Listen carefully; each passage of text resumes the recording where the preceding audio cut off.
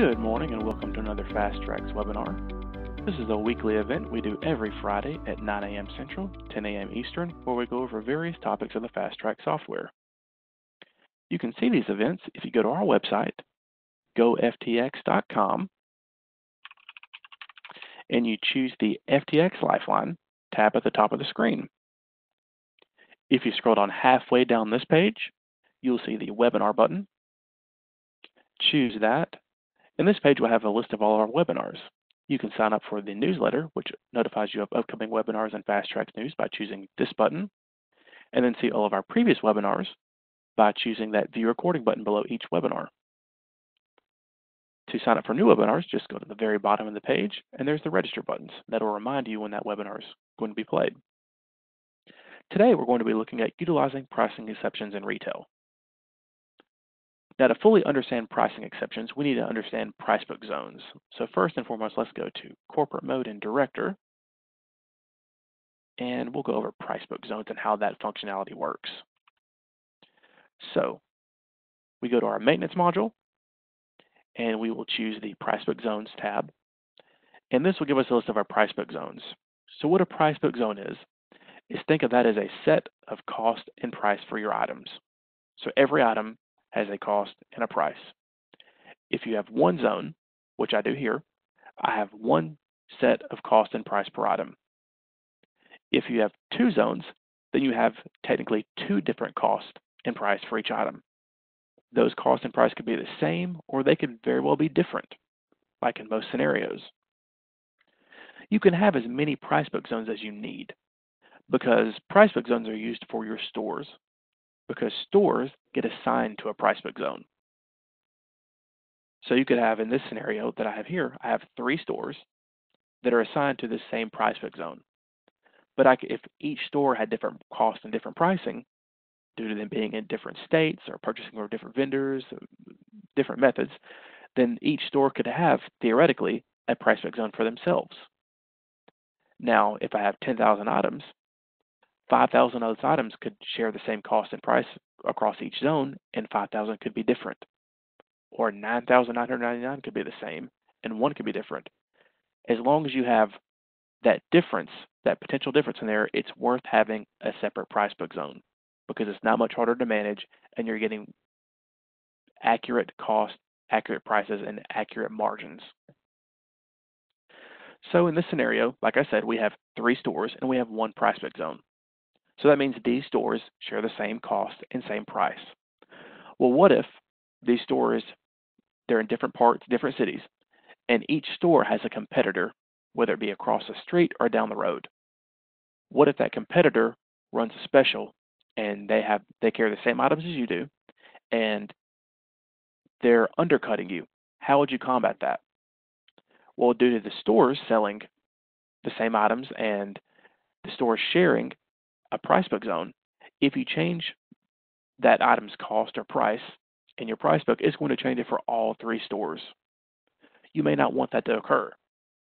That's where a price book zone comes into play, or a pricing exception comes into play. It takes the place of that price book zone for an item or multiple items and lets you change those items' pricing for one or more specific stores. So to get to our pricing exceptions, we choose the Price Book tab at the top of the screen. Then we're going to choose the Pricing Exceptions. This window allows us to create a new price exception, view or edit our pricing exceptions, mass change, and delete exceptions. We're going to create a new one here. This window is where we assign a name. We assign how many different exception pricing is going to be in this exception, and the exception type. There's a static, which changes the flat price. There's the add dollar amount, which will add a dollar amount to the retail price of the item. There's a subtract dollar amount, which will reduce the price by the amount you input from that retail price. And the percent change, which will change that retail price by a percentage. So we're first going to do the static. I'm just going to call it static for our purposes today. And let's say that in these 3 stores, 2 of the stores have a competitor across the street, and that competitor has a lower retail price than us on a Marlboro carton. We need to change that exception price. We need to change the price without affecting all stores, and we can specify by using the number of exceptions in this pricing exception. So I'm going to choose Add, and that'll bring us to the Pricing Exceptions Details screen. So first and foremost, we need to add our stores to the exception. So I'm going to go to the Add Store to Exception dropdown. I'm going to choose Store 1. The exception number, this is going to be 1. This is my first exception price that I'm assigning to Store 1. Store 3, I'm also going to add, and that's going to be exception price number 2. It's going to be a different price than exception 1, and also a different price than the default price for that price book zone, which is what Store 2 will be using. So I'm going to choose the Add Store to Exception. Now I need to add items to the exception. To do this, you have the filters at the bottom of the screen. You can select by department. You can select by tree view, which is much like mass updates. And you can select by vendor part. This list here is going to be a list of all of your items. So I'm going to go to my tree view, and I want to find that Marlboro.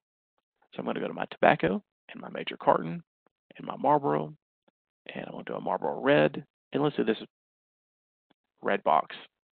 Here, when I select that, notice the price, that default retail price for that zone shows up. Then I have my exception price 1 and exception price 2. Now remember, we assigned Store 1 exception price 1 and Store 3 exception price number 2. So due to this being a static, whatever value I put in this text box here, that's what the flat value, that flat price is going to be changed to. So let's say that the competitor store at Store 1, their price is $59. Then I can put $59, and let's say at Store 3, that competing store has a price of $58.50. I've got my two values in place. I now will choose the option to add this exception to my price. So I'm going to choose the Add Selected Items. I've only got this one selected. Notice this item now gets added to the exception. I've got my UPC, my description, my cost, my original price. There's a buy down, my exception price number 1, which is going to be assigned to Store 1, and my exception price number 2, which is going to be assigned to Store 2. Now notice the net price is going to be after that buy down is applied. That's the way it should be. So I've changed this price. It's now 50 cents lower than the standard price that I have at Store 1, and $1 lower than the standard price at Store 3. When I'm done, I just simply choose the X button to close that out, go to my queue, and send those records down to the store. Now let's do another price exception. Let's do it for Store 2 this time. Let's go to the Pricing Exceptions tab. Let's do a new exception, and let's make it just one. We're not going to have multiple exceptions within this exception definition, so I'm going to leave that exception numbers to 1. The add dollar is going to add a dollar amount to that retail price. The subtract dollar will subtract $1 from that retail price, and the percent will add a percentage to that retail price. So let's do a subtract dollar amount. I'm just going to call this subtract, and I'm going to choose add. Now let's go and let's add our Store 2. So I'm going to go to Store 2 from this drop down, choose Store 2. I have my exception number. I only chose 1 on that previous window when building this definition, and notice there's only 1 from the drop down. That's because there's only 1 exception price. I then need to filter to my items. So I'm going to go to my tree view. I'm going to go to my tobacco, my major carton, my camel, and let's say that I want to add these 2 camels to that exception. I've got these 2 highlighted, and I want to add this vintage. If I control click, notice I can skip that middle item there. I can select based on what I truly want to select. And I can do that by clicking and dragging, clicking and using the shift button, or clicking and using the control button. That's my keyboard shortcuts. Let's say that I want to, since I'm doing a subtract price, I want to remove $1 from all these items. What I can do is I can put in 1.00 for my dollar, add selected items. I will see the price. These items do not have a buy down. The exception price, there's that dollar I'd put in, and now the retail price is $57.95. Due to this type being a subtract dollar pricing exception type, it's going to subtract that dollar. Now let's say that I made a mistake. I ended up not wanting to do this exception. It's a simple fix. I can simply choose the remove all items. That will remove those items from that pricing exception, and no harm done. Also remember, due to being in a corporate environment, anytime you do something in your price book, it's going to add to this queue. So even if I left that in there for an hour, but I never sent down my queue, the stores are unaffected, because whenever you create an exception, just like any price change or adding a new item or anything, you're creating a queue record. Corporate will have changed. The store will not change until you send this queue down. So in this case, I removed those pricing exceptions without ever being sent from the queue, so I'm safe. Now, let's say that I want to mass change these. I want to change both of these values. I can either go in individually by choosing that Edit View exception, or I can use the Mass Change button. This allows you to mass change one or multiple pricing exceptions. I can simply choose the checkbox for the ones that I want to update. I can then change the exception price of, remember there's a total of 5, I can change the exception price 1 to a flat amount, or I can increase the exception price by a dollar amount.